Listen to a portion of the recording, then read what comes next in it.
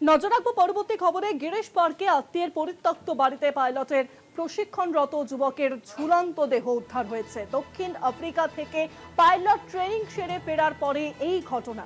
ট্যাবের পিছনে লেখা লস্ট, যা ঘিরে ইতিমধ্যেই রহস্য কিন্তু দানা বাঁধছে।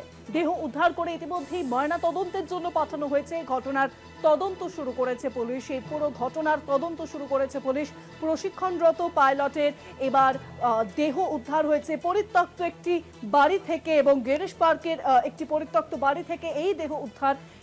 রহস্য দানা বাঁধছে কারণ তার ট্যাবের পিছনে লেখা রয়েছে লস্ট।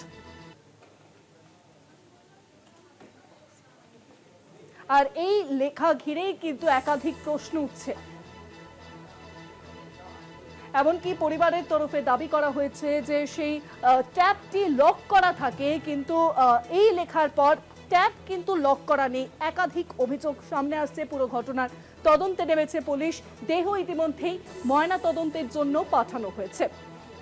গিরিশ পার্কে পাইলটের ঝুলন্ত দেহ উদ্ধার। গিরিশ পার্কের একটি পরিত্যক্ত বাড়ি থেকে এই ঝুলন্ত দেহ উদ্ধার করা হয়েছে।